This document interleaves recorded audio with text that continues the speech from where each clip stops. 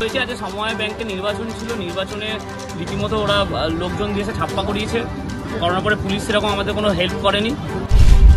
ওখান থেকে অবরোধ করছিল, ওখান থেকে আসার সময় সেটাকে শুরু ধরে জামা পামা ছুড়ে মারধর করা হয়েছে। দেখলাম তৃণমূল থেকে ছেলে পেলে এসে আমাদের উপর একটা ছেলে মারধর গেলে আমরা যাবো না? ও সেলফ ডিফেন্স করেছে, নিজেকে বাঁচানোর চেষ্টা করেছে। 2026-এর বিধানসভা ভোটের আগে গণ্য নবগ্রাম পিপলস কোঅপারেটিভ লিমিটেড সমবায় নির্বাচনে তৃণমূল ভার্সেস সিপিআইএম এর ভোটের লড়াইয়ের নমুনা ইতিমধ্যে শুরু। দীর্ঘ 63 বছর পর প্রচুর পুলিশের মোতায়েনে এই ভোট, তার মধ্যেও বামেদের অভিযোগ ওঠে বুথে বুথে নাকি ভোট লুণ্ঠন, ভোটারকে ঢুকতে না দেওয়া, জোর করে ছাপ্পা মারা হচ্ছে বলে অভিযোগ করেন বামের কর্মী সমর্থকরা। এরই প্রতিবাদে নবগ্রাম নৈটি রোডে অবরোধ করেন বাম কর্মী সমর্থকরা। যদিও তৃণমূল কর্মী সমর্থকরা এই অভিযোগ মানতে নারাজ, ফলে তৃণমূল কর্মী সমর্থক ও সিপিআইএম কর্মী সমর্থকদের মধ্যে ব্যাপক উত্তেজনা ও সংঘর্ষ শুরু হয়ে যায়।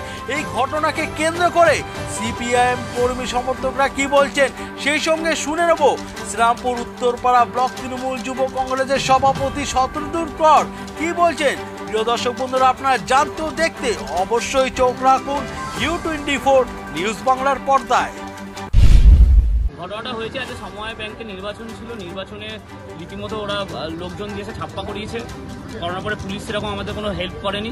তো আমরা এখানে নৈটি রোডে একটা অবস্থান বিক্ষোভ চলছিল, সেই অবস্থান বিক্ষোভ থেকে একটা কেওয়াসের সৃষ্টি হয়, ঝামেলার সৃষ্টি হয়। সেই ঝামেলার পরে দেখলাম তৃণমূল থেকে ছেলে পেলে এসে আমাদের উপর আক্রমণ করে মারল।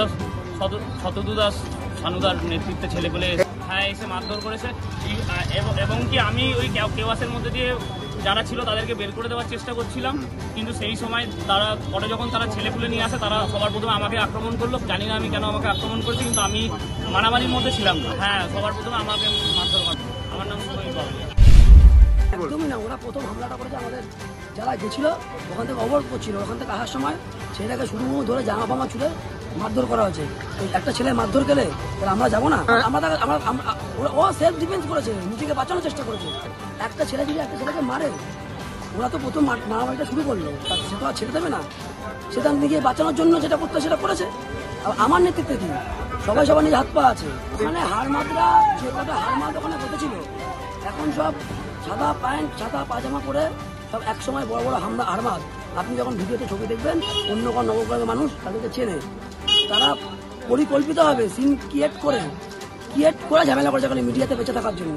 ওদের কাজটাই মিডিয়াতে বেঁচে থাকা, কিন্তু নেই। আমি শূন্য, আমি সভাপতি, আমি শ্রীরামপুর ব্লক তৃণমূল যুব কংগ্রেস সভাপতি।